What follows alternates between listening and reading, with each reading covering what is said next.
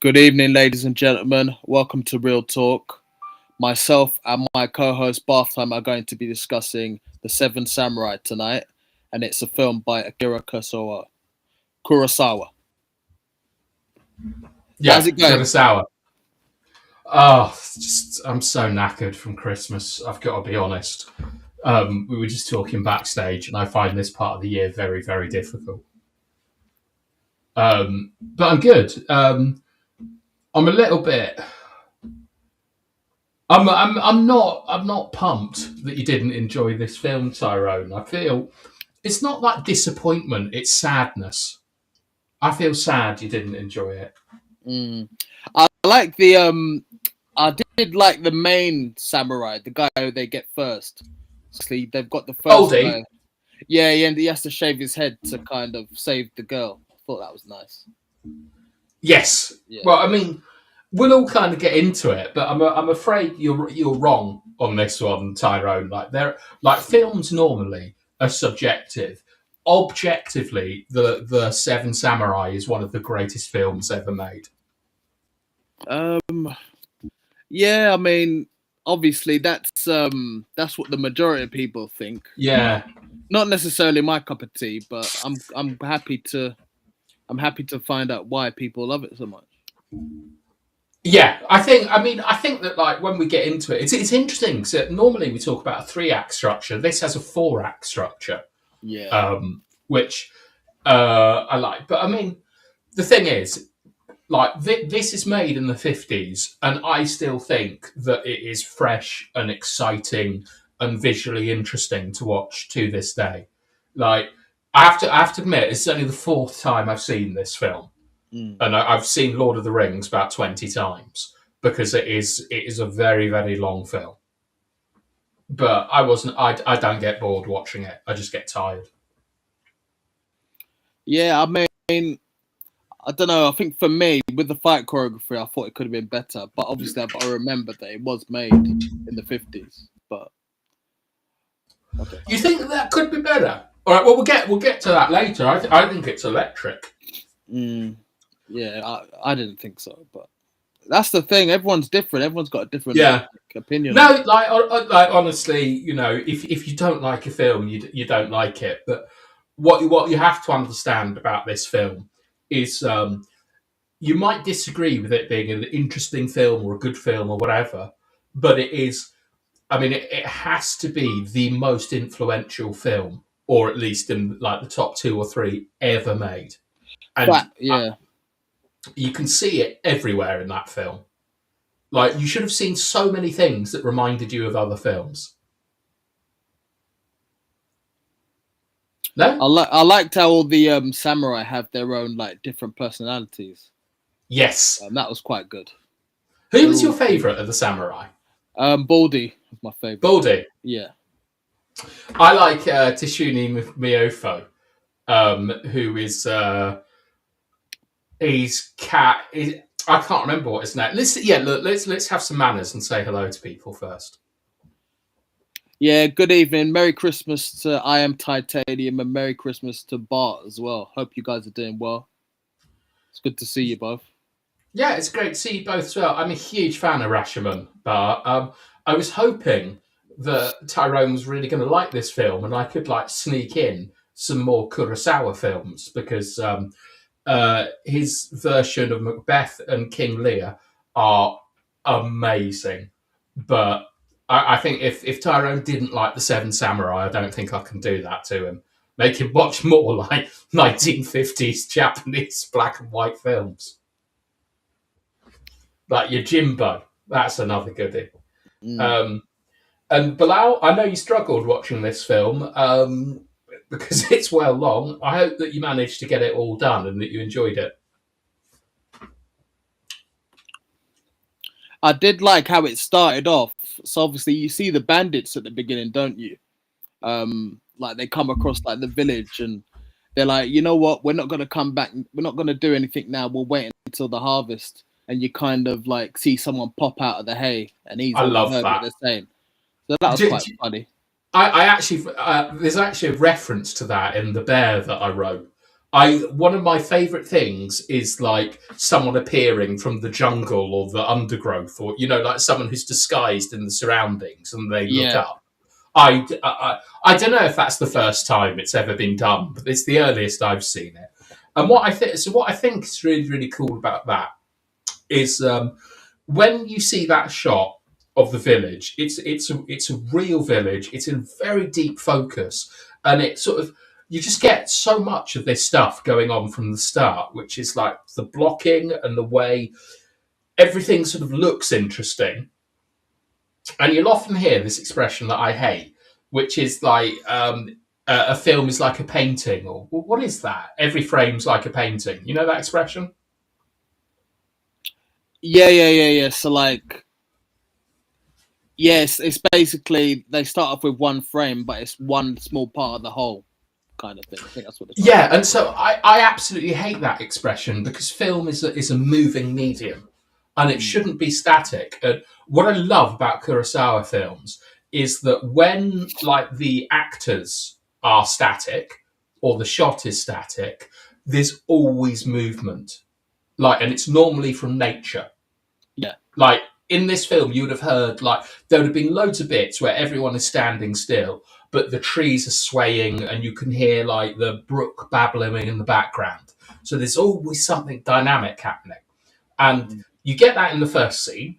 Like you get the sort of reveal of I can't remember the lad's name, but he's like the sort of clown, isn't he? Popping his head up. yeah, But you've instantly got the conflict straight away. They're coming to rob this town. yeah. What are we going to do? So I like that. That's like the opening scene.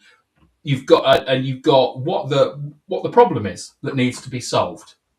Wicked. Yeah.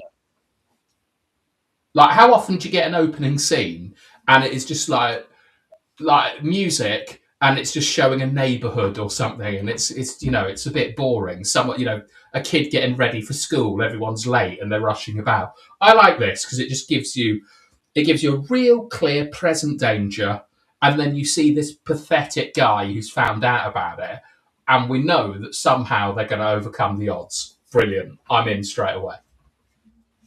Yeah, I did kind of like it. I mean, it's kind of funny because you kind of get introduced to these farmers, and they're constantly crying and moaning about life, and I did find them quite pathetic actually. They're tricky little Yeah, bastards though, aren't they?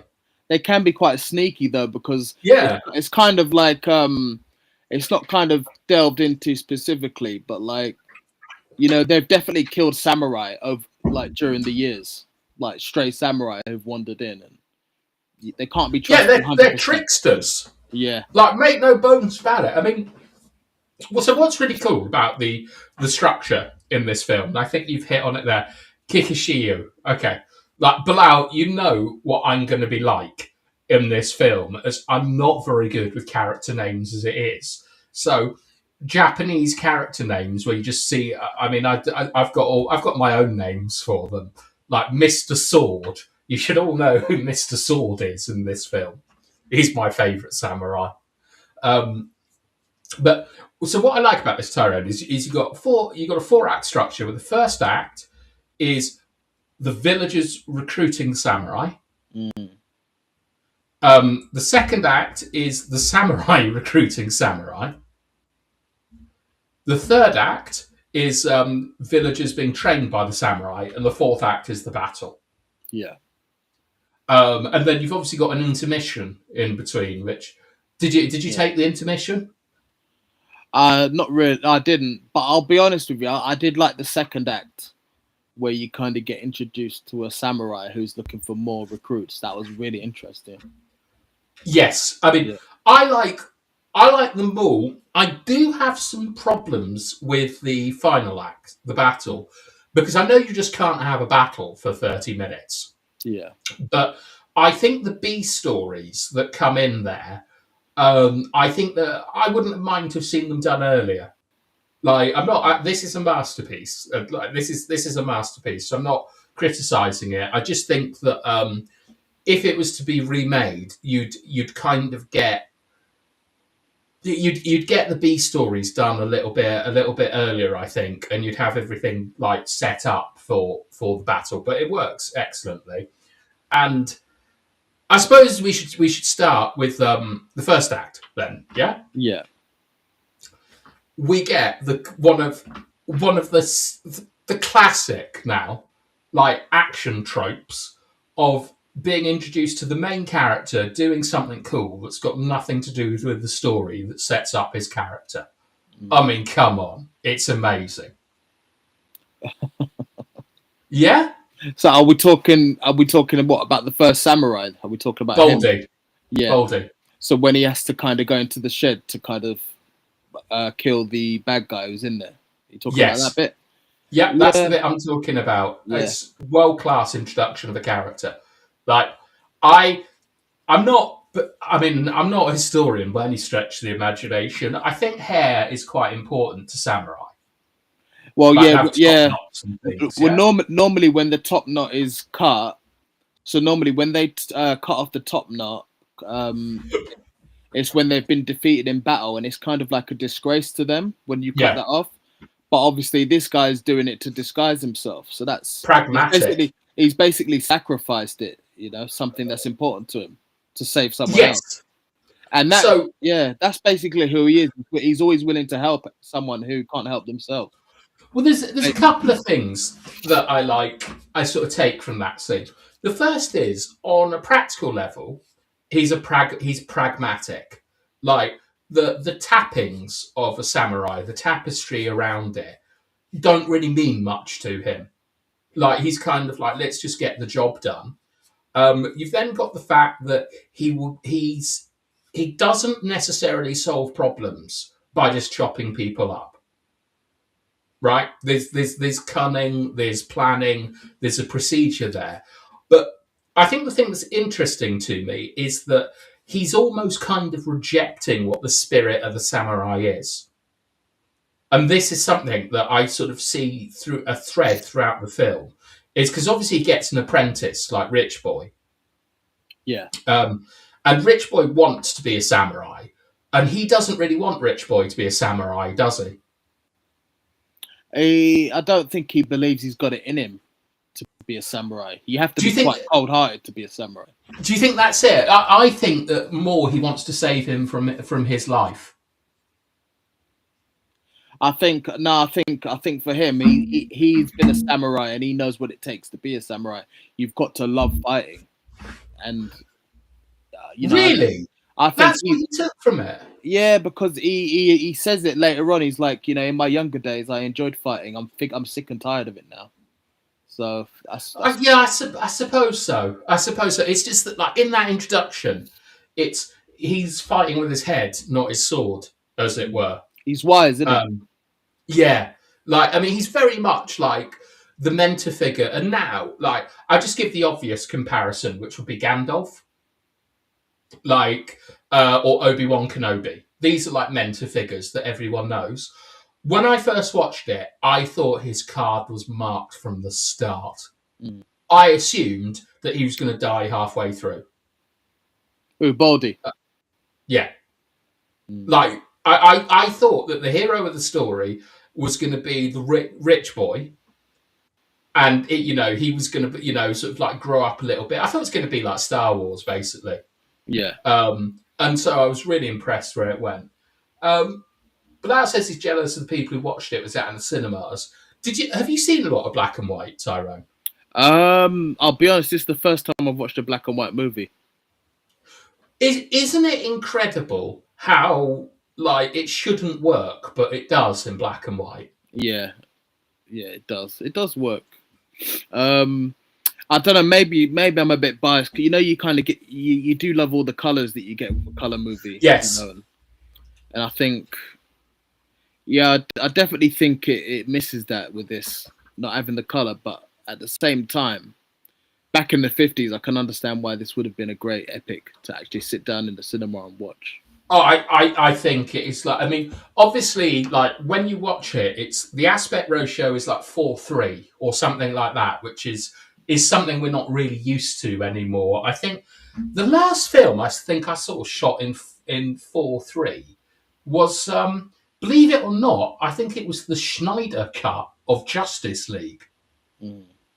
Like, and so it suits itself for like more kind of heroic poses, you know, like that, like the sort of half body shot, like from a low angle, Yeah. you know, like the hero shot and things.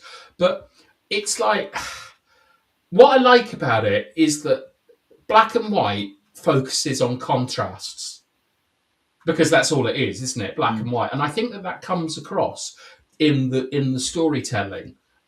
So, like in the visual storytelling, it's very easy to do, you know, the light versus dark. Like, so in old cowboy films, you used to know who was a good guy and who was a bad guy off the color of their hat. If they were white hat, they were good. If they were black hat, they were bad. Yeah. And, you know, so we see that in things like Star Wars with red lightsabers and blue lightsabers and stuff. But what I like with Kurosawa is how he contrasts motion with stillness. Mm. Like, and I mean, you got to, I mean, like, some of the shots in this film of people running around and things are fucking wild to be doing in the 50s. Well, they did like discuss how difficult this film was to make back then. Quite an expensive at the time. It was the most expensive Japanese film that they'd ever attempted. Yes, So was, well, I mean, these things. Yeah, all these things. They built a village in it. It's also one of the first. I think it's one of the first films that used a multi-camera approach. Yeah, which I think really really helps, especially with the battle scenes. Yeah, well, nowadays when you like, I really like storyboarding for films. Yeah. And so you've kind of like, I don't know, it's kind of like essay planning at university. Like, the fun bit is planning the essay, the boring bit is writing it out, and like. But in this, what I like is that Kurosawa is well known for being like super, like almost autistic about like how every single shot is storyboarded. And for one of his films, which is called Ran, he painted every single storyboard himself.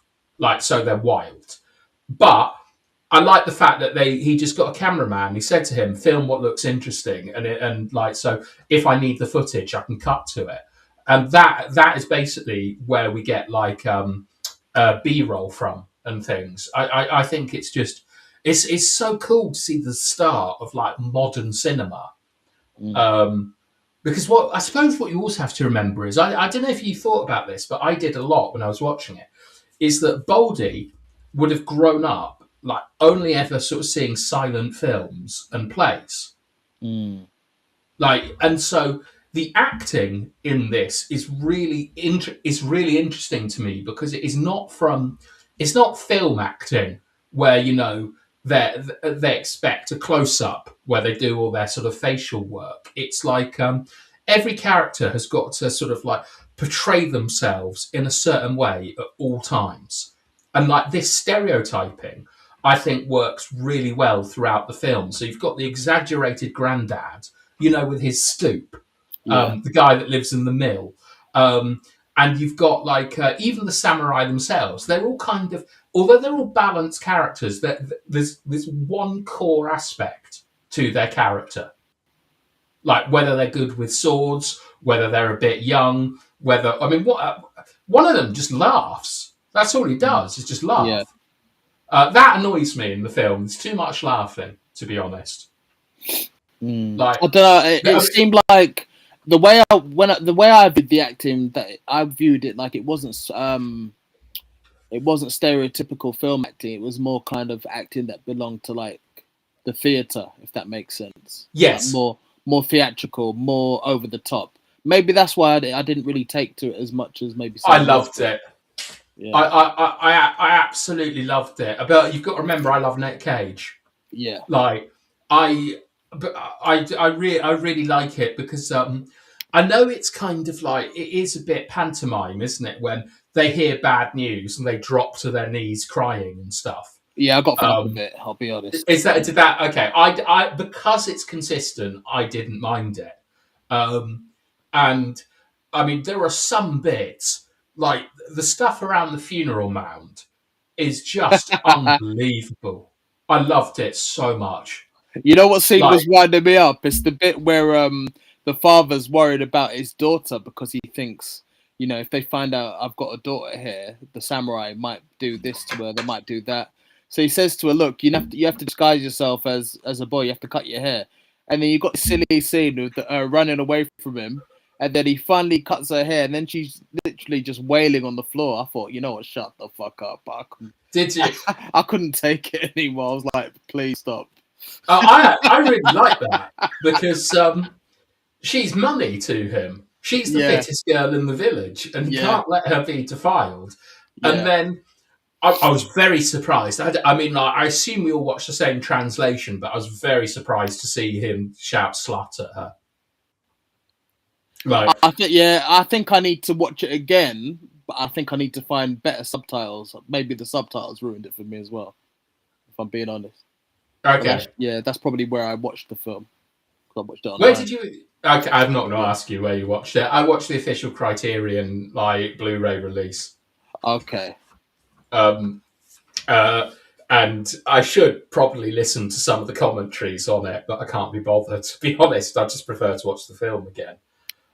Blau, did you like this film? Like, you're not normally like you don't seem to like with the sort of less traditional films, like less sort of Hollywood films. I always get the impression that they're a little bit out of your wheelhouse. Like, it seems to me Mm. that this one has really landed for you, which I'm delighted to hear. If He that's the did. case, He did say something earlier on, Bilal, that I agreed with, and it was like how the movie delved into like the mental health side of things. And there's quite an interesting scene where the guy says to his friend, "Look, you'll find that if you speak out a bit and share how you're feeling, it can do the world a good." that Well, was that's really good. that really surprised me, to be honest, when I And watched it. I thought, wow, this was in 1954, and that's what he's saying. So there are good things about this film that I'm not gonna slate it everything, but there were definitely things that I liked, and that was a Yeah, good line. I like that. I really liked Tishunu's confession, where you find out that he's a farmer. Yeah, Basically, yeah, I thought that was really well done. That gave quite a lot. You kind of understood him a bit more after that. mm, But I suppose what we should sort of get to is the idea of assembling a team. I mean, mm. this is where it comes from, and I think it's brilliant. Yeah. No, So I like how Baldy goes about it because it is quite difficult. You're approaching these samurai and you're basically telling them, look, we've got this job for you. You're not going to get paid. You're just gonna get just to get eat. you just get to eat. But I think it actually works because we're going into a world where food is scarce. Where things Yeah. are hard for everybody. So it does make sense why they would end up saying, yeah, why not? Well, what I quite liked is it's never explained, but it's just Samurai Town. Yeah. Like, just everyone's a fucking samurai, just Mm, wandering about, and I really enjoyed that. And uh, I love Mr. Sword. I think his mm. introduction is so cool. I do like the music in this film. Yeah, it's good, Yeah, isn't it? yeah, the music's awesome. Yeah. Um, all right, shout out, Bilal. Like, forgive me. I don't know. You didn't watch Moon Men.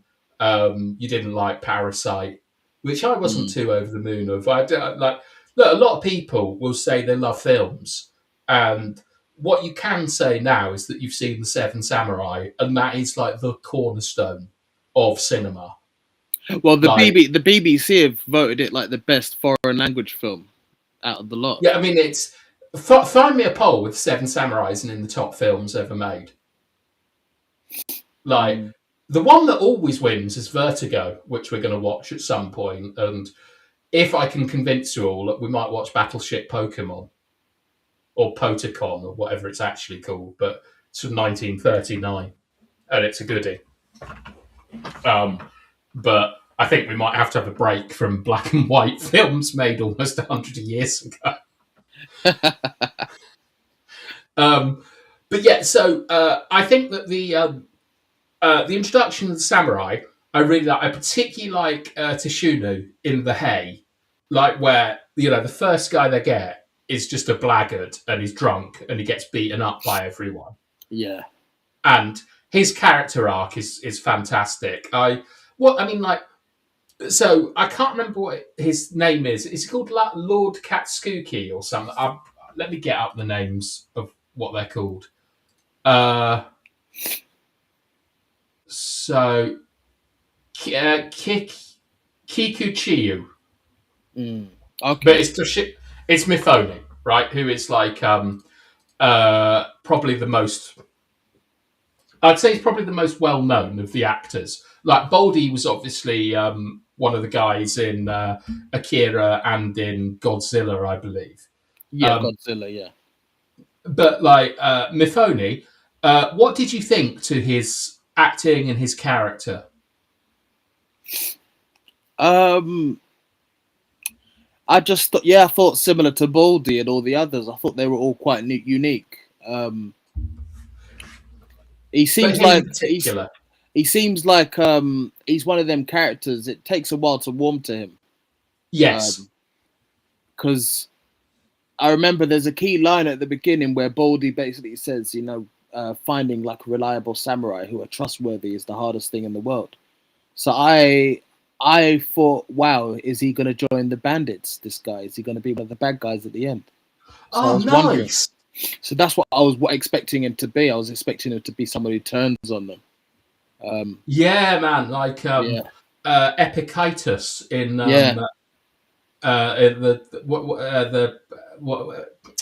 am I talking about? The battle at Marathon? No, not the battle at Marathon. The Spartans, the 300. Yeah. The guy who betrays them. Yeah, that's really interesting. I never considered that because, I know who he is, and he's not going to be playing a bad guy. I love him because he dies like a samurai. He dies a hero. Samurai in the end. Yeah. He isn't the samurai, but he dies like one in the end. I love the fact he's robbed someone like of their family tree, and goes, "Look, this is me," and they're like, "Look, he's 30. This would make you 13 because he's just an illiterate farmer." That was very funny when you find out, hold on, you're 13. No, you're not. You've just robbed that. And then they all laugh at him. That was so funny. My favourite bit is the horse scene. Did you like that? Yeah, it was. I was laughing my head off when I saw that. Yeah, I think that was really well. That was really, really well done. And also, like, did you see how, like, I think it was for me where you meet Mr. Axe. And he's chopping wooden blocks. Yeah, I remember that scene.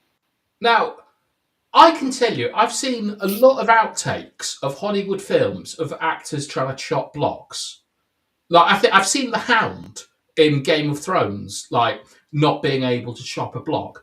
And throughout this film, I was stunned by how perfect they looked, handling weaponry, riding horses. Even that guy just murdering the wood blocks. Yeah. Like, I mean, that's a level of physical performance that you just don't get anymore. Yeah, because I think I've done that on farm before when we had to take turns like cutting the wood, and it's not easy. It looks easy on camera, but honestly, it's the hardest thing in the world to be able to do it so perfectly as well. So tough. Yeah, but don't you just think like how amazing that is as a physical performance? Like Mr. Sword looks world class when he's fighting. Yeah. Like, I don't know if he is, but he looks world class. And also Boldy using the bow. I mean, Jesus Christ, they look like they were masters of what they were doing. Like, such an important part of the acting to me. But I'm wondering if most of these actors, because I've not really looked into their history, but I'm guessing that a lot of them were like classical actors in a Japanese theatre, so they would have learnt a lot of things, especially like in this country. When you do Shakespeare, you get taught a lot of like weapon training. It's actually. Would you know who Basil Rathbone is? Pardon? Do you know who Basil Rathbone is? So Basil Rathbone? Yeah, I've heard the name. Yeah. He's old actor from the 30s or 40s. Used to do a lot of fencing. He was the British Armed Forces fencing champion, and it shows in his sword fights. Like, they're absolutely unreal. Like, you know, like you get good ones. Like there's that one in The Phantom Menace, which I've got to say is pretty class, isn't it? Where Ewan McGregor is fighting Darth Maul. Yeah, Like yeah, that's yeah, a yeah. great fight. But like, watch some old Basil Rathbone sword fights. They're unreal how good they are, and it's such a shame that we've lost that. Where modern actors are just crap at everything now. Mm. But yeah, I loved Mr. Axe chopping the wood. I was spellbound watching You him. need that training, definitely. Like, you can't just be an actor. You need to like invest time in like learning the weaponry, learning stunts, and how to do certain things. Oh come on! How many actors do you know who've written I'm conversational French decent horse rider on their CVs? Come Yeah, on, yeah, you know what I'm saying. So yeah, when you see like Mifune like riding that horse and it's going at a hell of a pace, like bareback, like deep focus shot. I'm so impressed by that. Like even the villagers, the way they handle the spears and stuff. It's just it's so nice to see like really competent people doing action things. mm. I loved it, but yeah. So like recruiting the samurai. Who was your favorite? Was Baldy? Yeah, definitely. Are there any forgettable ones to you? No, that's one thing I'll give this film. You're never gonna forget the characters.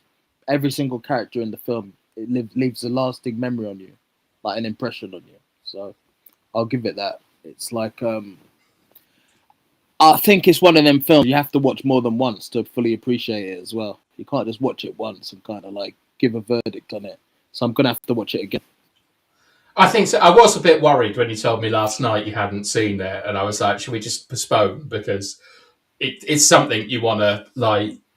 You want to be in a good place to watch and have the time, and definitely take half an hour for the intermission. Like I had Yeah. my lunch, I had tea during the intermission. It was great. like, I tried to get Sarah to come in and give me some ice cream. Like apparently that's what they used to do in the cinema. Yeah, well they did. It's you know what's sad? Like the way we like go to the cinema now is not how it used to be. It's just so terrible, isn't it? I don't really go to the cinema anymore. It's I a mean, shame. I'm going to watch the Lord of the Rings the extended cuts. Like they're coming out in January, so I'm gonna go and watch those because big screen, like all that kind of stuff. But one of the reasons like I built my home theatre is I can't stand people talking and chewing and Yeah, slurping and yeah, breathing heavily. Like and nowadays technology is so incredible. You can get a really good experience at home, but it costs too much. it's a shame, isn't it? I mean, I used to love the cinema. It's just I think what's ruined it is like you used to be able to go to like Blockbuster, just rent a VHS. How good that used to be, and now Yeah, you've got things like Netflix, which have completely ruined cinema in a way because it's all like I home. agree with you as well. There's it almost like going to like I remember like my dad used to work in a place called Huntingdon, which is like 40 Yeah. minutes from Corby. And I used to sometimes like after like I used to have to go in with him and stuff.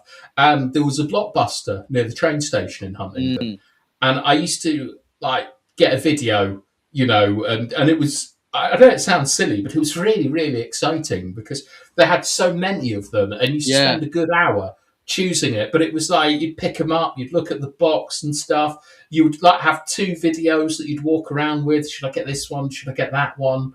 All Mm. these things. It was only like £3 or something to Yeah, rent the you could, video as yeah, well. you could rent it for like £3. Imagine that, and just take it back.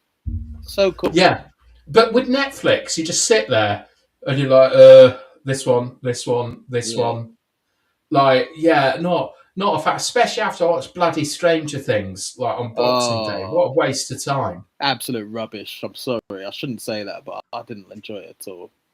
Look, so I was saying to you that I wouldn't mind us to also review a TV series, but this, I mean, maybe we could do The Boys, but there's Mm. just nothing really very good, is there? Like I watched Pluribus. Have you seen that?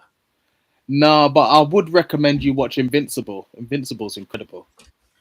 I've seen the first 2 seasons of it, and I thought it was fine. Mm. Like, I thought it was good, Yeah. but it didn't. I'm not desperate to see any more of it. Oh, fair enough. If you know what I mean. Like, I've got nothing against it, but it's like, if I see Invincible's out, it's something I'll probably watch like in a year, or you know, like when games get called off in March because for some reason it's snowing. Yeah. I might watch it then, but it's like, I wish we could go back to like Lost or Game of Thrones or some, you know, like those kind of global events. Yeah. Yes, Bilal, I didn't enjoy Stranger Things. It was just nothing really happened, to be honest, and it didn't make a lot of sense. I don't like the fact that they've switched the focus of the characters to sort of new ones and things. I think that there are too many characters. Way More too people many. should have died. More Way- people should have died. Like Yeah, Robin. I think so. What's the point of her? Yeah. Like Steve, I love him, but he should be dead. Jonathan should be dead. Yeah. Like, I just like, it's Too many characters. Well, yeah. Way too many. The Seven Samurai though has like a fuckload of characters, but I think that they're all needed. You know that girl who plays Robin? You know that's Uma Thurman's daughter? Yes, I do know that, Tyrone. Yeah. No, I didn't think you'd know. My bad. No, Did you know Emilio Estevez, Charlie Sheen, are brothers? Yeah, I knew that. Yeah, exactly. No, but no, I was just watching her. I was thinking to myself, because she's quite a good actress. I was thinking, like, if they ever did like a Kill Bill, like a prequel to the films, she'd be very good as playing her mother. Vivica Fox, is she one of the assassins in Kill Bill? Like Black Viper or something, or Black Mamba, I think she's called. I think so, yeah. I believe that they've said several times that one idea they have for a sequel is her daughter, like at 18 or 19, like trying to kill Uma Thurman, and like Maya Hawke would be could play Uma Thurman's daughter in it. Oh, fair enough. That would be good. I would watch. But that. I mean, Tarantino just doesn't make films anymore. He's just like, he just shat on Paul Dano recently, which I thought was a bit unfair. Yeah, he was talking about There Will Be Blood, which is actually on our list because you haven't seen much with Daniel Day-Lewis, have you? No. Yeah, so it's either that or Gangs of New York. But Paul Dano is in it, and I like him. He's a good actor. Yeah, well, Tarantino said that he's shit, basically. I don't think he's shit. He's great. I don't think he is either. Like, I agree with Tarantino that George Clooney is a bit shit. But Paul Dano, I haven't seen him in a lot of stuff, but I think he's very good in There Will Be Blood. Well, he was good in a few things. I've seen him in. I think he was in Get Out.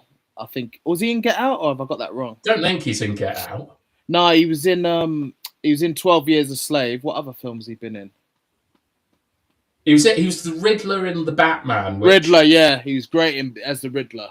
That was a brilliant role. Not a huge fan of Batman overall, but I think the Batman was actually quite a good film. I enjoyed that one. Very long though. Yeah, it's too long, but it was good. A bit like this one, 3.5 hours. Yeah, it's too long, man. But I understand why it was that long at the time. Obviously, it's a different it's an time epic, period. Tyrone. Yeah, it's an epic. Yeah. Right, should we get let's get back on track. Are we happy to leave the first act where it is, the hiring of the samurai, the different? I'll tell you the one scene that I really really like is when Mr. Sword kills another samurai. Well, you like that bit? Yes, because I think it's sort of like, it shows like that he gives him a chance and he says, "Don't throw your life away." It's like his supreme confidence, but it's also like the love of the game. He just loves being the best swordsman and stuff like that. And so how he dies, have you ever seen The Last Samurai? Yeah, I loved it. Yeah. I've always really wanted to know what it was like being in Tokyo, seeing film posters saying Tom Cruise is the last samurai. They must have like, imagine seeing that. But in the Last Samurai, I think that there's a big bit made about how like guns are going to replace the samurai, and Yeah. so I think it's quite cool that Mr. Sword dies to a gun. Mm. Like I think that's I like that he's too good to be killed by anyone with a sword, but it's a gun that gets him, and he's like he sets the standard of the ultimate kind of supremely skilled, like he's kind of like a Jedi, really, isn't he? Yeah, definitely. Um, and so I really like that scene because it's like I don't know about you, maybe Bilal can like help me with this as well. I don't know how he does it, but everything looks interesting to me that Kurosawa has on screen. Mm. Like it's the blocking, it's the camera movement, but I can't really sort of say technically why it works. But that sword fight that he has is one of the best like 1v1s I've seen. Like you can see the strands of it from Sergio Leone with gunslingers, like all the way to like Jedi's and Terminator and things. Two men against each other with a crowd watching, and it's just slow, fast, finished. But that's cinema, beautiful. Yeah, you can tell a really good story with a good fight scene, and it kind of reminded me of like Troy. Do you remember when you see I Achilles? fucking love Troy. So you kind of see Achilles go up against Hector. It's the battle that we've Yes, all been waiting for, and yeah, it reminded me of that. Like fantastic cinema where you've got two really good warriors going at it, and in the end, and you can see their personalities as well, can't you? yeah, Like Achilles is so flash and athletic, and like yeah, I'm such a big fan of Troy. I bet you it's going to be a million times better than the Odyssey. you reckon? Yes, I Odyssey, do. Odyssey should be good because it's Christopher Nolan, so it should blow us away. I To be perfect, have you read the Iliad or the Odyssey? Yeah, I have. Yes, I read it when I Yeah. was a Okay. kid. I loved it. The Iliad obviously finishes with the funeral of Hector, and then the other stuff like that happened at Troy is told in the Odyssey. So Troy is like an amalgamation of like the Trojan War, Mm. but it gets the themes so correct about glory, Yeah, and about like ringing through the air. It's actually done by the people that did Game of Thrones, or at I least didn't. one of them. I didn't know that. I think it's Benioff did it. Like he Okay. wrote it, and it is. I genuinely think it's the perfect adaptation of Homer. And I'm not. You know that I'm a little bit iffy on Christopher Nolan. I'm certainly very iffy on Matt Damon being fucking Odysseus. Mm. Like, give me Sean Bean. He's Odysseus. He was. I don't know. I saw the old Odyssey. I can't remember the actor, but I remember seeing and you see Hermes in it. And Oh, do you yeah, mean Clash of the Titans? no, there's actually a film about the Odyssey where you see Odysseus Really? making his way home. It's an old film. It's an awesome film. Right, we'll put You that need on to, the list. yeah, you should watch it. It's really good. Let me check what this is. Like when you Yeah, say it's old, it's not like one of the it was in the 90s. It was a yeah, film. it's not one Yeah, of the made for TV movies, is it? no, I don't think so. Um, let me check it because I would be very, very, very up for watching. Uh, so I'm looking at the adaptations. There's Oh Brother, Where Art Thou? There's there's the Odyssey 1997, but it's a television miniseries. Oh, I watched it. I watched it as a whole film. I didn't realize it was meant to be a mini series. I watched it as a film. So maybe it was a mini series, but I watched the whole film of it. I've seen the miniseries, and I agree with you. I really, really liked it. Yeah, I loved it. Um, Yeah, There's not. Yeah, I don't think there is a film made in the 90s Well, on it. that's the one I was talking about. I didn't realize it was made into a miniseries because I've watched all of it in one go. Because So, there's Ulysses in 1954, which I haven't seen, which is Kirk Douglas. Is that the one you mean? no, I'm talking about the miniseries with Okay, the miniseries. All right. Armand Sante as Odysseus. Yes, that's yes. I've seen that. It's very good. Yeah. Oh, fair enough. It came out around the time of another one which I really liked, which was Gerard Depardieu as the Count of Monte Cristo. Absolutely wicked TV series. And you had Oh, a it's few got more, Christopher didn't you? Lee. You had Hercules and you had Xena Warrior Princess. So you had a few. I didn't really watch those. I'm sure that they're very good. They weren't But good. They weren't very good. Sorry, they were terrible. why is Bilal put I Am Calypso? Oh, because she's in the miniseries. He ends up on her island. Yeah, but why is he Calypso? Imagine if like that's Bilal's sort of like debut. It turns out he's one of the main actors in the Odyssey. He's With Christopher Nolan. He's asked me if I'll finish Stranger Things. I will probably finish it, but I know I won't. I will. Yeah, I will finish it. Look, I finished Game of Thrones, and I thought Game of Thrones was shit in season 5. Like I endured three whole series of that bullshit. Because it was 1 to 4 is great. Right, part 2 of the Seven Samurai. Going to the village. What do you think? What do you think about this? Like, I love it. I like the little scenes where you get the samurai kind of like eating together. You know, yes. You get them. Yeah, just I don't know. I do like that little bit of it. They're in this village now. They're all living in. Some of them are living in the barn. You've got like the daughter disguising herself as a boy, and she gets caught. She gets caught picking flowers. That was a funny scene, and yeah, that is very old fashioned now, isn't it? Like, yeah, that is old fashioned. But that's so. What I quite like is that in the second part is you get a lot of the B stories introduced. Like, I really so. There's a bit very early on in the first act that I liked where they lose the rice and Rich Boy pays for the rice. Yeah, and he tells them. Yeah, he says to them, hide the money so he doesn't see it. Yeah, because he's in it to try and get the experience and stuff. So you've got that part of his character.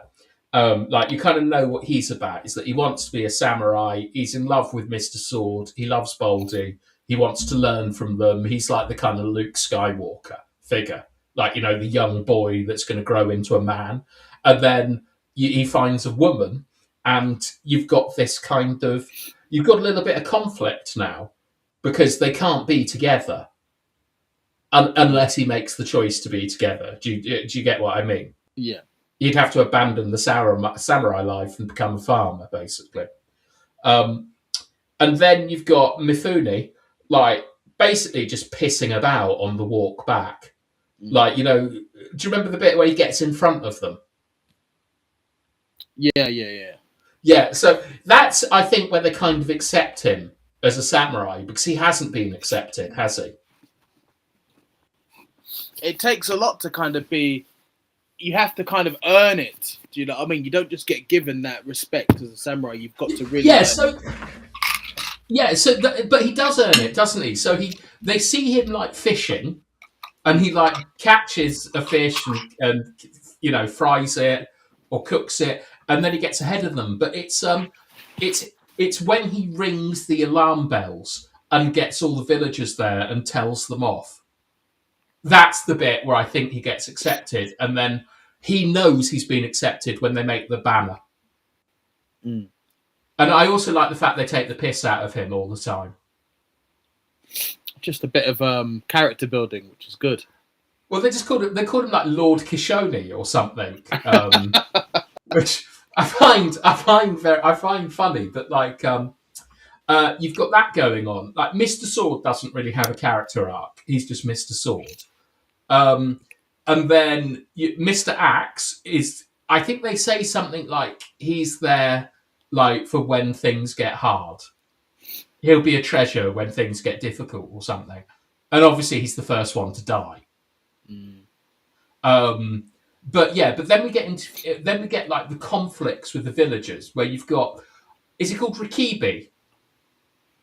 Are you referring to the son, the guy who has the relationship with daughter? Or No, that's Manzu, I think. You've got Rikibi. Is his wife is the one that has been taken by the bandits. Oh. Yeah, so he's very pissed off and aggressive and hot headed, and you know that there's something more there. You've got the clown one, who's just like, you think he's just like pathetic and stuff like this, but Mifune tells everyone about how, like, look, these people, do not trust them as far as they can throw them. They've got everything hidden away. They've got all this stuff. They're not being honest. They're taking us for fools. And so and then you've got, I think is she called Jin or Yin? With the daughter. Yeah. Jin, I think. Jin, yeah. So you've then is that based off Ghosts of Tsushima? Because he's called Jin in that. So I don't know if that's a boy's name. But It's a common Japanese name. A boy's name. Yeah, I think she's called Yin.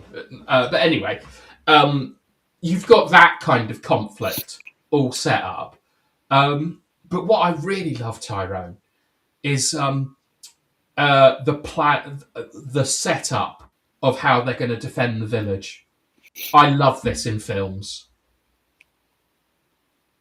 Yeah, because obviously you've got Baldy. He kind of sets them up, doesn't he? He's like, yeah, it's no use just having us defend you. You got to learn how to protect yourselves. So he starts to train them. No, it's that's not what I mean. What I mean is that, like, so let me think. Ocean's 11 has got a lot of the Seven Samurai in its DNA. Okay, have you seen that? No. Okay, have you seen any film where they assemble a team, like Guns of Navarone? I'm trying to think. Bilal, help us out. What's a recent film that Tyrone would have seen where they assemble a team? Blues Brothers? No, I'm trying to think. I've watched Pitch loads of films. Perfect? Yeah, I've watched that. Right. That's an assemble a team kind of thing. So what they do in these films is you have, like, essentially the audition, where you get all the different things, and then there's the bit where they've got to work together as a team and understand each other. But the bit the Seven Samurai does, particularly for action scenes, that is really good. And Pitch Perfect kind of does it, because it says we've got to beat these people at this contest, right? What they do in this part of the film is they give you the geography of the village, and they say, we're going to do this here, we're going to do that there, we're going to do this here, you're going to be here, you're going to be there. So that when the battle actually starts, you've actually got all the geography. You know what's going on. It doesn't need to be explained to you. You know they flooded this field. You know that they've built the barricades here and here. And the whole kind of walking around and setting up what they're going to do, I think is wonderful. I really, really like it, because it's, how can 7 men beat 40 people? And then they kind of, like, this is what we're going to do and stuff like that. So as a sort of structure and, like, filmmaking, I love it. I think it's fantastic. But it's not just that. It's how, like, it's how the filmmaker has, like, kind of like organized on screen to kind of show you that how a plan gets made. And it's quite interesting how they do it, because it obviously planning all this stuff out isn't easy, but it shows you quite clearly how it's going to be done on screen, and gives you an idea. Kind of delves into, like, military can't. Yeah, I really like the kill count as well. They have, they paint they say there's 40 and they draw 40 circles. Yeah. And as the film goes, they cross them out, and you're like, oh fuck, they only killed 7 people there. I thought it was more.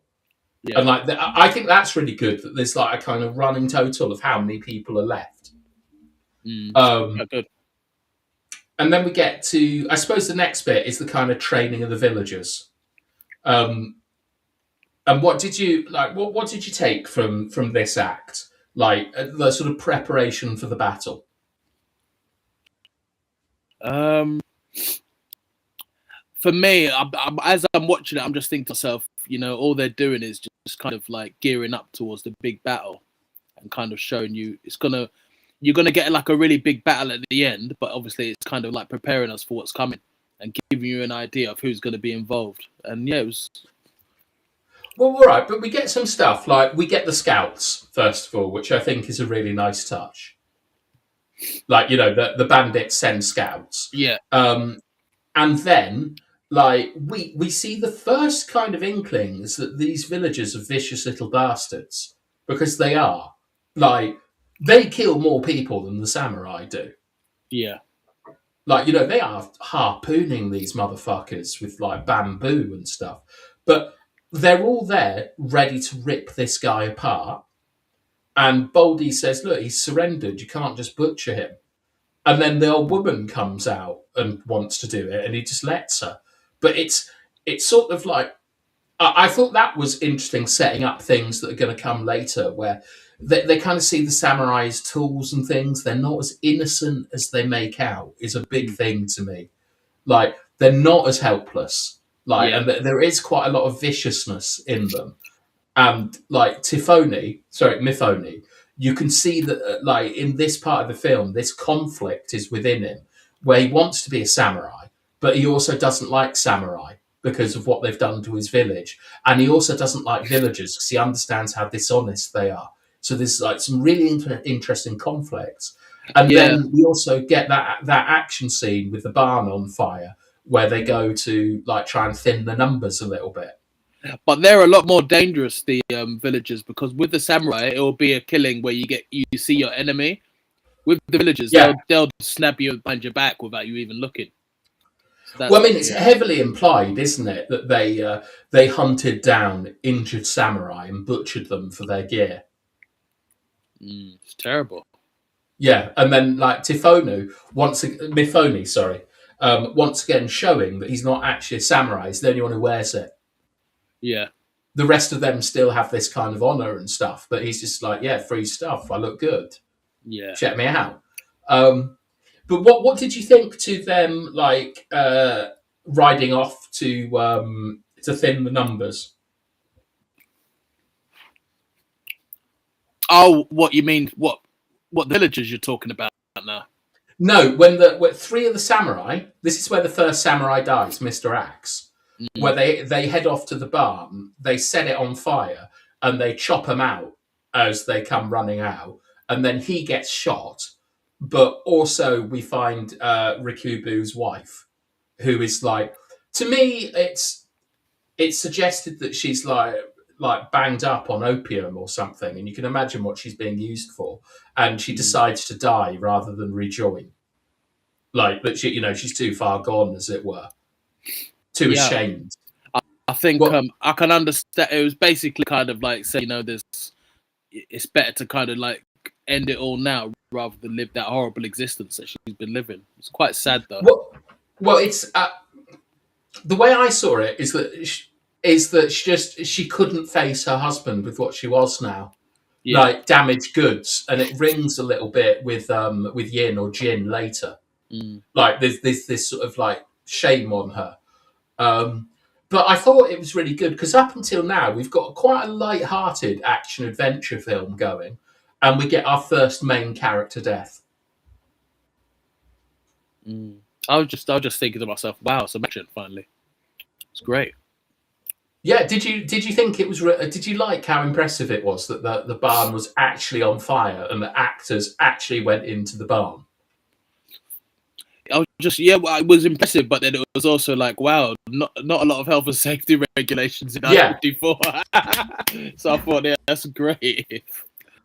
I was like, this is so sick when I was watching it. I mean, talk about really giving your life to the craft. I thought, Jesus Christ. Yeah, because also, I mean, those look like real swords to me. I know that they're not, or they're blunted or something, but people are getting properly whacked about, and I mean, there's a great bit where when Mifune dies, you can see the dirt and the sweat like getting washed off his legs by the rain. It's so real, this film. That's what I love about it. Everything is done deliberately because he's got such an attention to detail. Yeah. But yeah, so I suppose, right, then we get, I'm going to say now, this is by far my favourite scene in the film, and it's one of my favourite scenes in cinema, which is his funeral. You have the hill with the grave and the sword sticking in it. You have the samurai at the top. You have the peasants at the bottom. And it looks fantastic. And then Mifune, who is beside himself with grief, legs it, grabs the flag, sticks it on top of the building, and it's over all of them, and it's just this banner waving in the wind and what it symbolizes. And I just think it's so cool. I love it so much. It's almost silent, but there's so much like motion and the wind and the dust and the blocking, like the perspectives. I just think it is unbelievable cinema, and it's something that I've seen imitated but never done better. Thoughts? I'm trying to think of other films where I've seen something as equally as. So you agree it's good? It's definitely good. I mean, I'm not going to sit here and say the film isn't good at all, because obviously you're looking at all the reviews. You know, you look at it on Rotten Tomatoes and hold on. What's wrong? No, I'm saying you see all the reviews that it's had over the years, and I'm not going to sit here and say it's not a good film. It's just maybe don't worry about the reviews. What do you think of that scene? Am I glazing it too much, or did you sit there and think, "Wow, this is good"? It reminded me of, like, you know, when you'd see people die during Troy, and you'd see the bodies on the funeral pyre and stuff like that. Yeah, it gave me that kind of vibe. It's something I've seen done many, many times since. Do you think that, like, because this obviously has set a precedent for film, but not for like your chronological order? Like, this is the first time it's done, but you've seen it done so many times that it's not fresh or new. Like, do you think the film suffers a little bit from that, which is like, which might be something that I had with Enter the Dragon, where I've seen this in Mortal Kombat, to be honest. Exactly. But this is the one that did it first, and it should obviously get respect for that, but that doesn't necessarily mean that it lands for you when you watch it. Yeah, there's a lot of stuff that doesn't land as much because there's a lot of films that you've seen since. And obviously, you know, when we're watching like this film, obviously we can appreciate that it's an epic film, but, you know, we've watched things like Troy, we've watched Game of Thrones, we've watched lots of war films since then that kind of try and capture the feeling and essence of what this film is doing. And yeah, it probably does suffer to a certain extent. Not for me. I still think this is one of the greatest action films ever made by a considerable distance. Like, you know, and I saw this when I was in my 20s. I should have seen it earlier. Imagine if I'd seen this when I was 14 or something, I'd have become a samurai. Do you know what I mean? I'd be out now, like, fighting people in Mongolia or something. But I love this scene so much, and I love how it turns the screws, where, like, the stakes are real, like, the bandits are dangerous because they got guns. And when I first watched it, I actually made a note to ask you of this. Did you realise he'd been shot? Because it just comes out of nowhere. Not at first, I didn't. Yeah. I think for me, watching the film, things that kind of impressed me is the bits where, you know, they're all in a group going somewhere, and you can see them like kind of like going down the stream and through the cliffs and stuff. And I like the locations as well more than anything. Yes, they were amazing.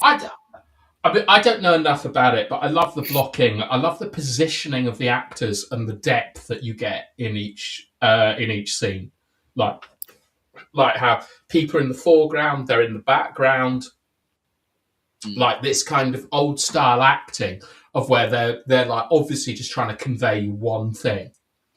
Like, so, it might be someone sort of, twirling a mustache or stroking their cheek or something like that. But I think it works so well. I think the composition of the shots is just so interesting. And they're always like, there's just such great stuff. Like, Rich Boy is talking to Baldy, and a lot of the time, there's always something in the way in between them. Like, so there's this distance between them. And that's in the samurai village. That's in Samurai Town. So when they get to the village and they've sort of like formed into a team, like all these barriers are kind of removed. And I love that kind of storytelling where it's not explicitly told; it's just something you're meant to sort of like subconsciously pick up. And so when you have this scene of the distinction between the samurai and the villagers, like, because this is played on quite a lot. Like, they've taken over their homes, they're eating their food, the peasants are holding things back. You can see that there's a gap between them, and the peasants are not actually that bothered that Mr. Axe is dead. So I love it that Mifune goes and grabs the flag, which is a symbol of them all together. Like, it's the Seven Samurai and the village, and he waves it, and it's literally like a rallying cry to everyone that we need to get up to it. If you could make a football-related movie, what would the plot be? A bit. When we finish this, Bilal, I'll come back to that, because you could argue that Mean Machine, which Yabba Forbes starred in, has elements of the Seven Samurai to it. Shout out Yabba Forbes. Shout out Yabba Forbes. Who claimed that he never made the final cut of Mean Machine because he was just too big. He was too muscly. It's a shame. I know. Yabba's stories, man. He just would randomly drop these sort of facts on you that he was in Mean Machine. But yeah, I love that scene. And then we basically get into the battle stuff. And do you not think that it's really, really well done, the action in this? It's understandable, it's accessible, you know what's going on, like it ebbs and it flows. I've seen so much stuff over the years. On horses, though. Yeah, not necessarily on horses, but you ever seen a horse like doing those back kicks? No, it's all right. It's absolutely unreal that they got the horses to do all of that kind of stuff. It's mad, like, isn't it? I love the fact that they like the sort of like the coordination, not just because like people have done this, but also like for the story, where they let one or two through, and they run through, and then they close it, and then they just like chop them down and stuff, like. And then the villagers just like go to town. I mean, like that girl power bit was bloody amazing. Do you remember when all the girls just went and absolutely wrecked one of them? Yeah. You know what was quite interesting? Like, you kind of like find out more and more about this film and how it took them a year to kind of make it. And I thought to myself, wow, I can understand why it took them up to a year because there's so much stuff going on. It's ridiculous what they had to kind of execute. It must have been such a difficult film to execute because we're raving about some of the coordination, like the coordinated bits. And do you know the one that always gets me is Lawrence of Arabia, because I don't know if they had to do this or not, but someone would have had to have gone out and raked the sand clean for every take. Yeah, and I've never looked it up, but I've always. I mean, we'll watch Lawrence of Arabia at some point because that is an absolute banger of a film. Like, you haven't seen it, have you? I think I'm dreading it already. No, honestly, it's incredible. Like, but, yeah, I think a lot of these old films are incredible. It's not that they're not incredible. It's like it's a lot harder to watch them, isn't it? Now that I know, I it's know. hard, and I think that's why it was harder. It was harder for me to watch. Yeah, I'm not saying it's not a good film, you know what I mean. It's just different. Like watching Yeah, a we black and can't white just film is watch different. Interstellar and stuff like that. Like, we've got to, you've got to look at these old films and like see why they're so good and why they're so influential and things. Mm. Like, there's going to be much harder films I make you watch than Seven Samurai. Well, as long as it's not 3 hours long, I don't mind. No, I think this is by far the longest film I've put in because I really enjoyed that period where we watched 90-minute horror films. That was Yeah, fucking quality. yeah. Like, I really, really like that. But this was, I deliberately picked this one for around Christmas because I thought people would have time to watch it. Mm. Well, shout out to Bilal for actually watching it. Yeah, yeah, I know Bilal. Like, I spoke to Bilal on Twitter, I think yesterday or today or something, and I know he kind of raced through to watch it, and he struggled with the length as well. But I think I'm not like Bilal is obviously flittering about with this because there's a lot of football content on tonight. I think, Mm, um, but big respect, Bilal, for watching that film. What you can always say to people now, and you can do the same as well, Tyrone, mm. is like if someone is serious about cinema, they have to have seen Seven Samurai. 100%. Yeah, Don't have to have liked it, but they have to have seen it. And now you two, you can hold your own in any conversation about film now yeah. because you've seen one of the most important films ever made, and you've thought about it and stuff like that. And honestly, you're better filmmakers and you're more media literate today than you were yesterday. But what I do love, like when you were talking about all the shots, it's true. Like when you see all the samurais on screen, you see it's a deliberate like choice by the cameraman and by Kurosawa. So you see every single samurai's face on screen. It's done like that deliberately. It's really good. Like, I was going to ask you about this actually, because one of probably the big disagreements that we're going to have at some point is I think actors in film, not in theatre and not in plays, but in film, should be treated a bit more like puppets, just on the basis that you want to visually compose a scene, right? Someone in the foreground, someone in the background. Like it's the actor in relation to the camera, right? mm. As opposed to the actor in relation to the audience, like in Shakespeare or something. And do you think that it's quite different? Like film and theatre acting are obviously very different things because you've got your marks that you have to hit and stuff. But as an actor, is that ever a bit frustrating? Like you're not Um, given the range to sort of move around and express yourself. You've got to be in this particular part, and the camera is on your face or on your whole body or something like that, and you've got to act in a certain way for the shot. no, I don't mind that as much. What annoys me is when they give you like a mic so the camera can pick up your voice and you have to kind of put it underneath your clothing. That's what irritates me the most. Because I think if you're serious about making film, a boom mic Like as should be opposed enough. to a boom. A boom should be enough. But when they're Yeah. making me put mics underneath my clothes, I do tell them, is there any need for this? Because it just really irritates me. Yeah, but do you know? Have I explained the point that I'm making? Is that in this film, because of like how he composes his shots, a lot of freedom is taken from the actors. Yeah. I understand that. Yeah, I don't. Yeah, Yeah, but I think when you're an actor, you don't really mind that because you understand that the guy's got a vision. You know, it's his yeah, film. Remove your ego out of it. It's his film. He's got a vision for how he wants you to look and how he yeah. wants the film to look. And you've just got to. It's basically. It's not about an ego thing. This is a job for you. So you've just got to do your job and give the director what he wants. Simple as that. Because I've never actually spoken to you about Michael Bay. I actually really like him as a director. Um, I think that like a lot of what he does actually apes Kurosawa. In terms of like movement from left to right and things like that. But I think I've read somewhere that he really pisses his actors off because he won't let them act. Mm. Like he says, you have to be here, the camera's going to be here, and it's like really prescriptive what he wants from them, which is quite surprising for someone you think is just like, a fast food filmmaker, as people paint him. Yeah, I don't know. I can't say I've always been a fan of his stuff. He ruined the Teenage Mutant Ninja Turtles franchise anyway. So. I know you like that. Did you like The Rock though? Have I seen The Rock? I haven't watched The Rock. Alcatraz.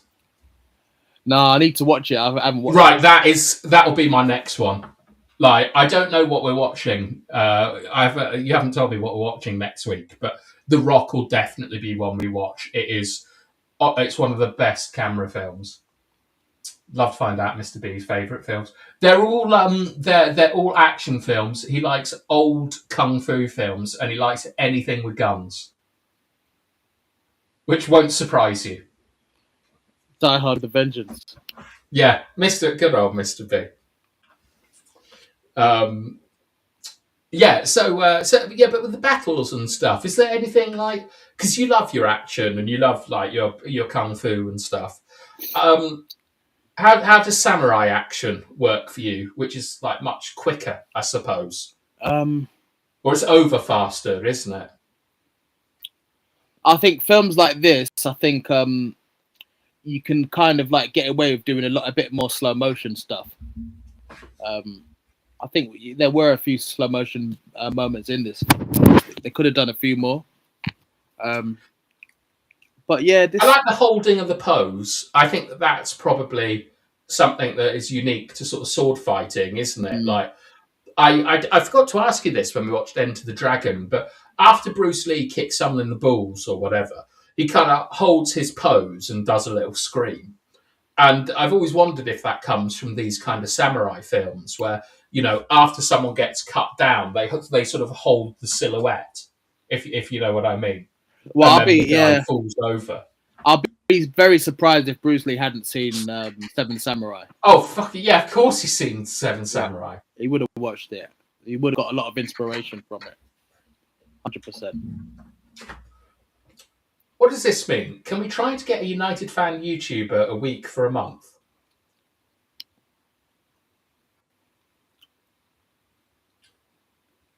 Can we, like, Bilal, you've gone to the school of Lucky Sing English here. I'm not completely sure. I know.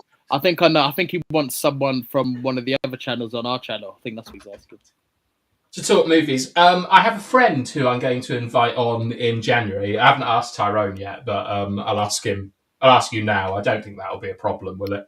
No. Look, we've asked Yabba a few times, but Yabba is like float like a butterfly, sting like a bee, and it's very difficult to get him to do anything. I don't know who. On. Ask who? Could ask Rich, couldn't we? Yeah, we could ask Rich, but I don't think that's who Bilal would be looking for. They don't get on. I'm gonna try and I'll try and do my best to kind of see if we can sort that out, because he did message me actually the other day. Who, Rich? To try and patch things up between them. So, but okay, tell me off screen. I'll tell you after. Yeah, Bilal, I'll ask, but I'll tell you what. Right, Mr. B is not going to do it. Like, I know Mr. B. Like, I've known him for 3 years.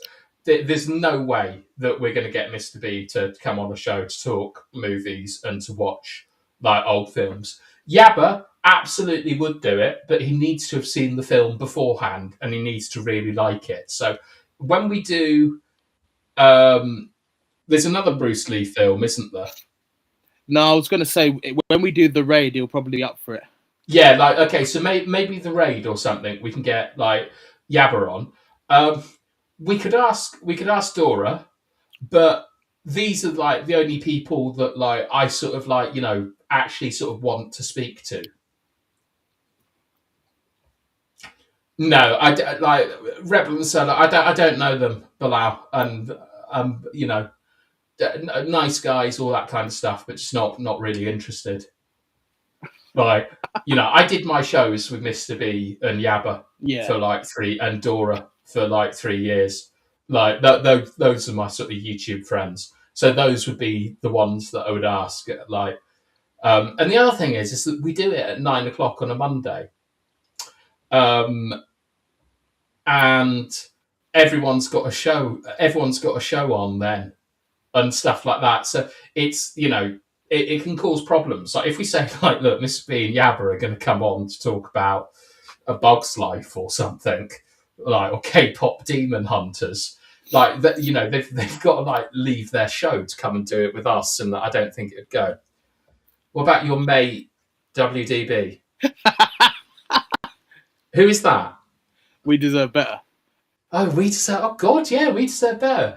I don't think he likes me very much, so I'm not sure he would come on. But I've never spoken to him. I'm trying to think of if there's someone else that we could ask. But Luca would come on anything. Luca's but funny, no. isn't he? You know what? Luca's Yeah. funny. I actually don't mind him. He's all right. I think Luca's all right as well. I've got no problems.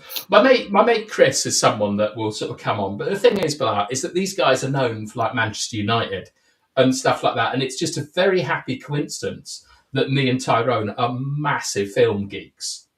Yeah. Like, like we had no idea that, like, when we met, that both of us have a huge love of film and an interest in it.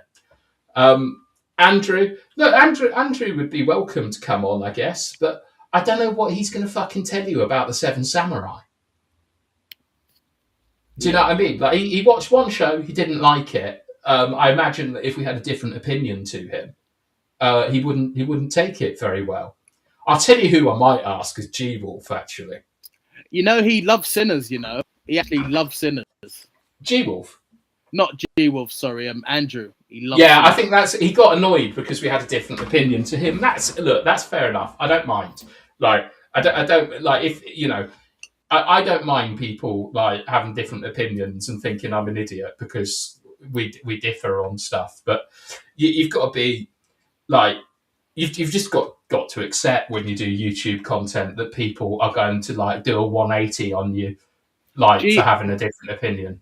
G-Wolf is a good shout, actually. Ask him. Yeah, it'd be very funny, wouldn't it? He's so funny. He makes me laugh. He's a funny guy. Yeah. All right. Well, should we wrap it up now? Yeah, we should definitely wrap it up. Hey, Bilal, man. Seriously, man, I appreciate you for tuning in. I appreciate you for watching it, man. Like, yeah. Like, anytime we do a long film or a film that someone hasn't seen, but not everyone watches the show because, they don't want to watch some weird Chinese film or, like some film from the 50s. So I really appreciate that you've given it a chance. What are we thinking for next week, Tyrone? Shall I get our list up? Yeah. I love the Muppets Christmas Carol.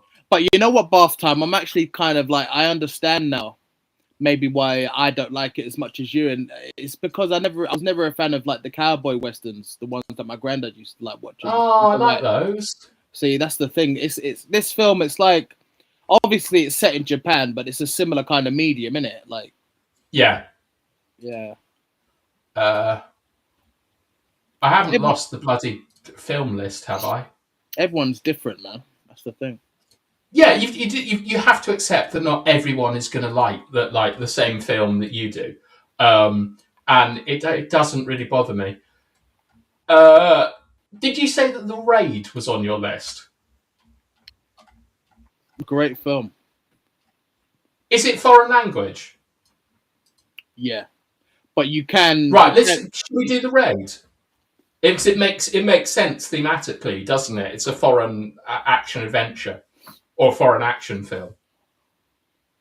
Is City of God on the list? I've seen City of God, and it's amazing. I forgot that you've seen it. Yeah, all right. We could do The Raid. Yeah, do The Raid. Okay, so is it like 2004 Korean? The Raid is set in Indonesia, and I think it came out in 2012, I believe. Okay, wicked. Right, I will watch The Raid. I'm looking forward to it. I've heard it's amazing. If you could make a football related movie, what would the plot be? Do you have anything off the top of your head, Tyrone? Um, not really. You know why? Thing I've been interested in. I think that's why. How about you? Yeah, I agree, actually. Well, so if you're going to sort of do it, I suppose, synthetically, a lot of kind of sports films are based on the idea of like a talented player with personal demons sorting themselves out Mm. and then, like, winning the FA Cup or something. I think that's a little bit boring. Um, I think that if it was related to football, I would like to do something about a coach, like a youth coach, um, who's sort of like, I don't mean like the Mighty Ducks. I'd like him to start out, say, 20 or something like that. And the film finishes with him in his 60s or 70s and he's dead. The funeral is all of the old people, like all of Yeah. the players that he's coached over the years. And you see that kind of legacy. And it would be him sort of like a bit like Alf, I suppose, from Home and Away.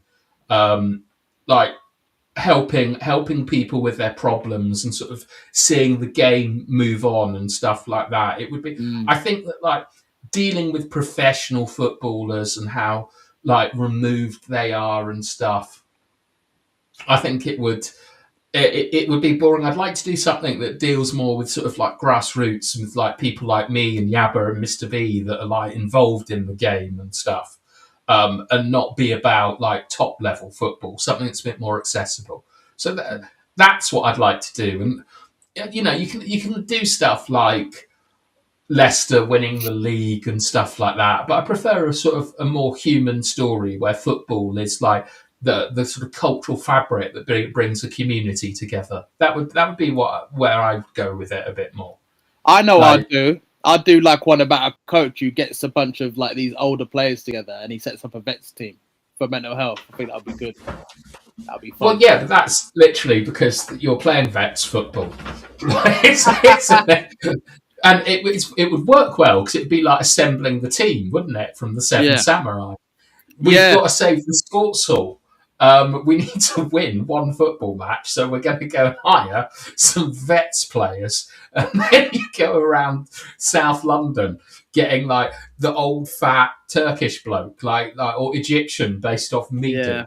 or something like that. Now we've got to kind of like we've got to get the best goalkeeper, but he's like obviously he left the game behind after his wrist injury, and we've got to convince him. We basically got to convince him, mate. You were the best goalkeeper back in the day, and we know it's still in there. Yeah. Yeah. Yeah, I can see it now. I could see like two guys like in someone's living room trying to convince them be a bit like the Blues Brothers, like that scene with have you seen the Blues Brothers? No. You've never seen the Blues Brothers with Aretha Franklin? No. Oh wow! You know, shall I tell you what's funny? I remember the same thing you said. You said the same thing when I hadn't seen Usual Suspects. Yeah, it's becoming an ongoing theme. Brilliant.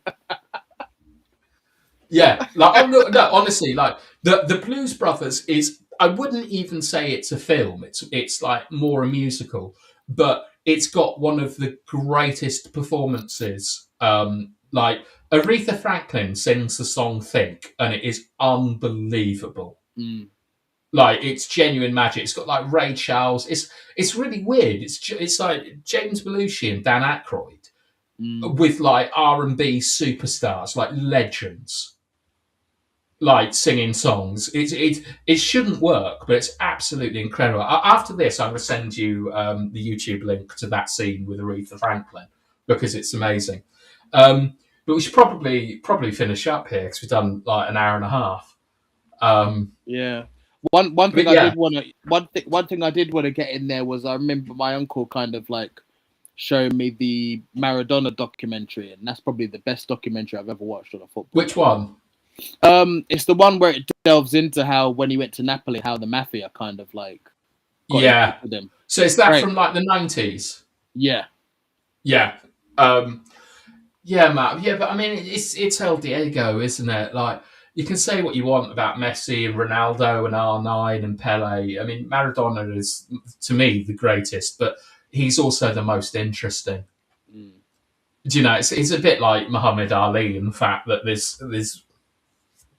this personality kind of carries him above everyone else. Also, shout out Anthony Joshua. He's had a bad day, so I hope he's all right. Yeah, I hope he's all right as well. I was shocked when I saw the footage. I shouldn't say. I was just thankful he's all right. Do you know what I mean? It's Yeah. horrible. But Well, I mean, I just hope he is all right because that is difficult to come back from. Like, well, not as a sportsman, but as a person. well, it happened to the other. It happened to the welterweight boxer. It happened to who was the one that Terence Crawford fought? Errol Spence. It happened to Errol Spence, and I don't know how Did he it? survived. His crash was a lot worse. He was in a fast car and he came out of it alive somehow. Well, who is it? Is it Miguel Antonio at West Ham who Yeah, like had a really bad one as well? And obviously Diego Jota, rest in peace. yeah. Rest in peace, man. It's horrible when you see these things. Yeah, it's just like it's just such tragedy, and I hope AJ's all right, but I just don't want him doing something stupid and just trying to come straight back to boxing. Take your time, deal with the situation, get yourself good and healthy. Like you broke Jake Paul's wrist. No one needs anything from you for the rest of the year. Mm. But anyway, on that somber note, I think I'll we'll do good night. Good night, everyone. Thanks for tuning in. Bilal, take care, mate. Thanks for watching the film, and hope to see you soon. And have a happy new year. Happy New Year.